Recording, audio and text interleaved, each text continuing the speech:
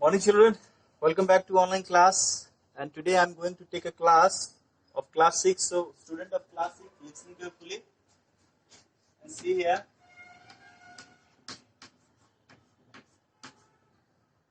Subject SST,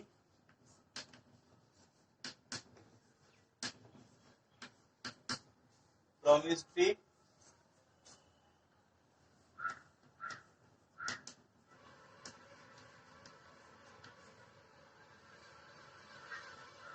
chapter number 6. We are going to start chapter number 6, and the name of chapter is Early States.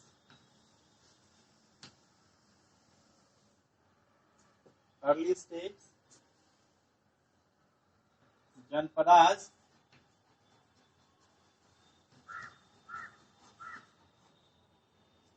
and Mahajanpadas.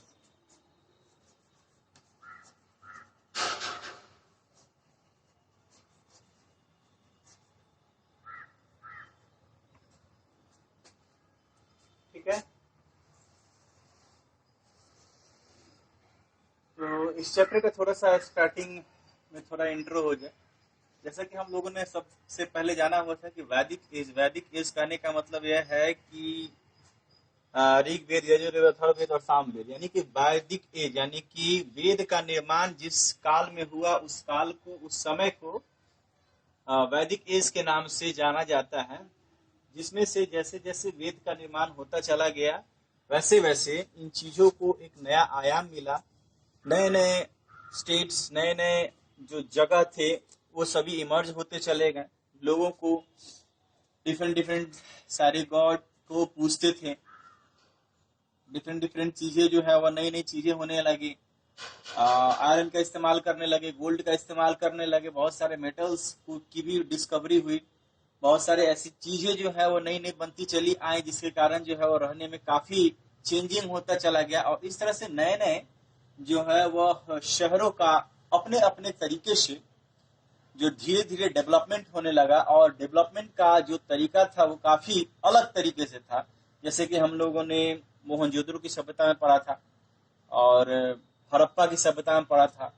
ऐसे ऐसे जो है वह, जैसे कालीबंगा, लोथल में इस सभी से जो है अवशेष पाए गए हैं, और कैसे कैसे जो है स्टेट्स, कैसे कैसे जगहों पर भवन का निर्माण होता था। एक प्रॉपर लेवल का जो है वह जगह होता था और एक लोअर लेवल का जो जगह होता था, और इस तरह से जो है वह जगहों का डेवलपमेंट होता चला गया। तो आज हम जो पढ़ने वाले हैं वो सबसे पहले जनपद और महाजनपद। तो आगे का इसमें ये बनते कैसे थे, आगे का ये होता कैसा था। तो सबसे पहले देखेंगे कि एक राजा हुआ करता था। किंगडम्स, कोई भी किंगडम जो है वह किंग जो है वो क्या करता है, ठीक है। तो ये kingdom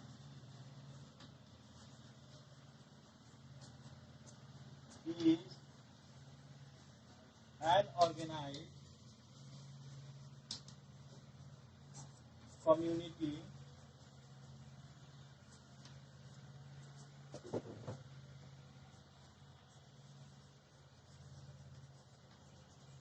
headed by the king. Headed by the king, and a territory is the extent of the land under the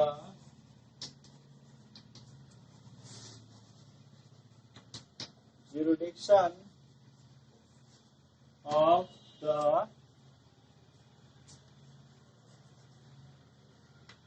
ruler of states.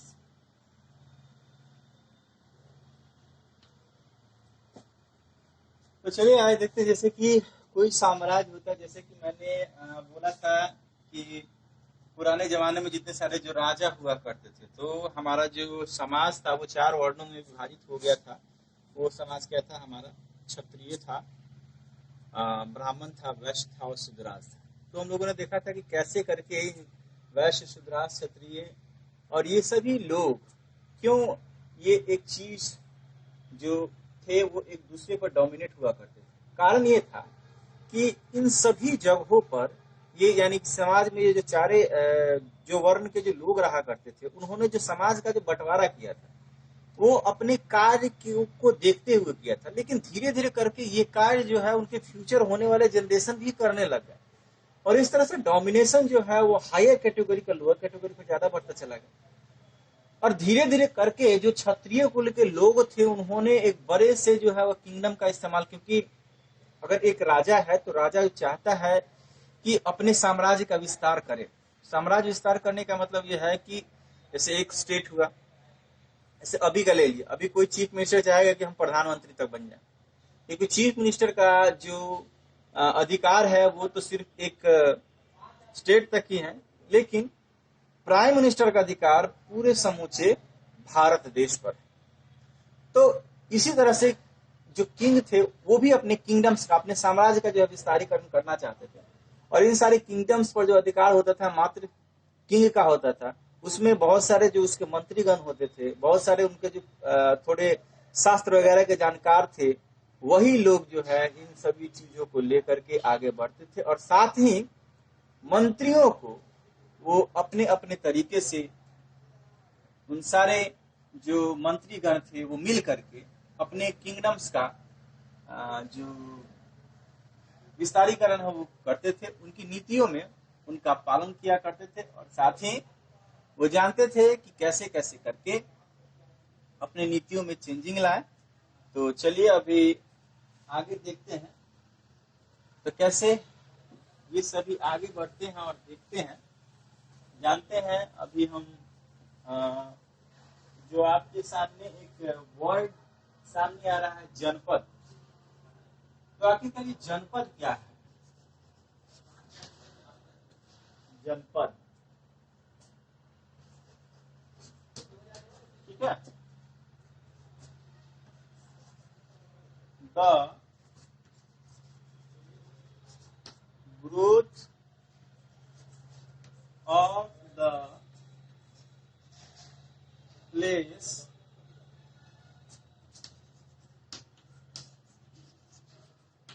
in their size,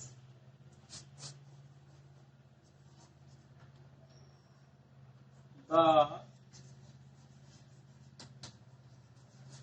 tribal kingdom was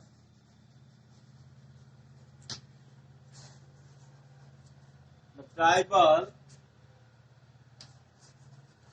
kingdom was the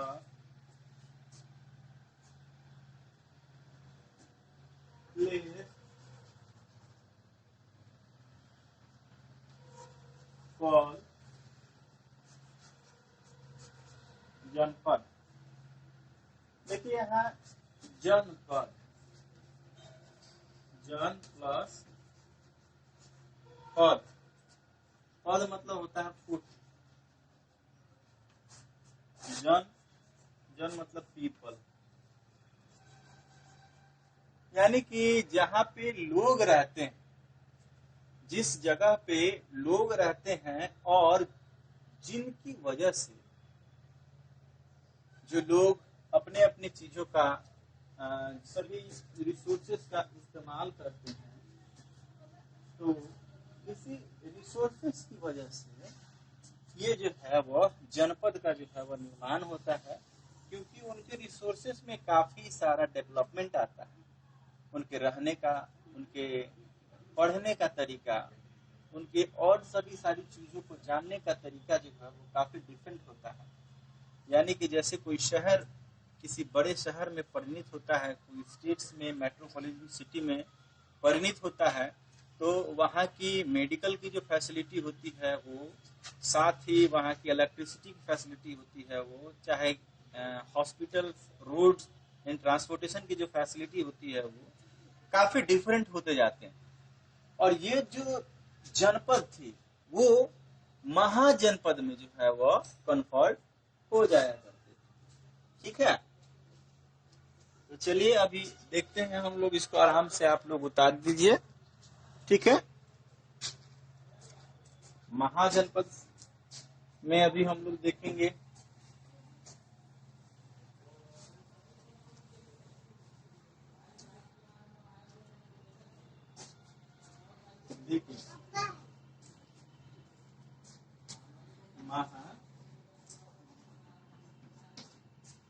महाजनपद। Okay,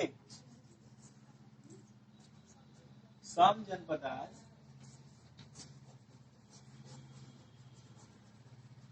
extend control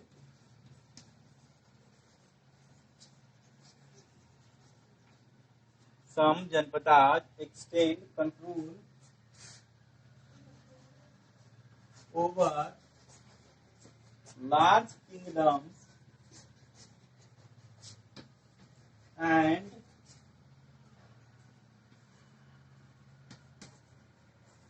they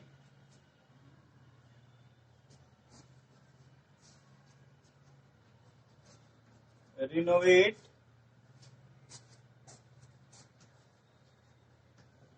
their facility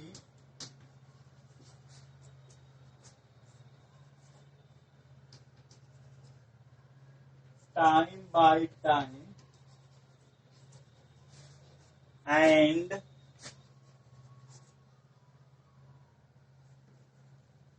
they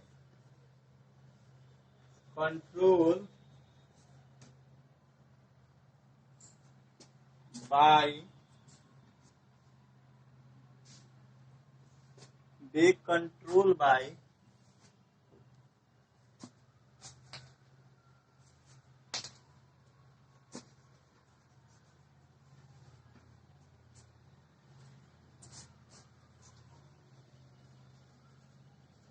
the king। यही जनपदास जब ये अपनी चीजों को एक बड़े पैमाने पर करते थे, जैसे कि गांव है, गांव जो है बहुत सारे ब्लॉक्स में परिणित हो जाता है, ब्लॉक जो है वो जिला परिषद में परिणित हो जाता है। कहने का मतलब है कि बहुत सारे गांव को मिला करके एक हमारा जिला बनता है, बहुत सारे जिलों को मिला करके एक हमारा स्टेट बनता है, बहुत सारे स्टेट को मिला करके हमारा एक देश बनता है। ठीक उसी प्रकार ये जनपद भी जो थे वो बहुत सारे जनपद को मिला करके एक महाजनपद का निर्माण करते थे। उसी में कुछ जो जनपद थे अपने बड़े पैमाने पर एक साम्राज्य के तौर पर जो है वो देखे जाते थे, और इनमें फैसिलिटी भी जो है वो टाइम बाय टाइम जो है वो अधिक से अधिक जो है वो बढ़ाया करता था। साथ ही साथ इनमें नंबर ऑफ जो आर्मीज थी वो भी ज्यादा थी, और जो एक राजा का कंट्रोलिंग था वो काफी एक बड़े पैमाने पर होता था। उसके जो जितने भी सारे जो सहायक कर्मी थे, उनके सारे मंत्रीगण थे, उनको टाइम बाय टाइम जो है वह देखा जाता था, और साथ ही एक संधि होती थी उनके बीच, और उस संधि के तहत वहां के जो राजा थे वो इस राजा के जो है वह अधीन रखा जाता था, और तभी ये समझा जाता था कि हाँ ये कैसे कैसे करके जनपद और महाजनपद जो है वह होते हैं। तो आज के लिए बस इतना ही रहने दीजिए, मिलेंगे हम लोग नेक्स्ट क्लास में।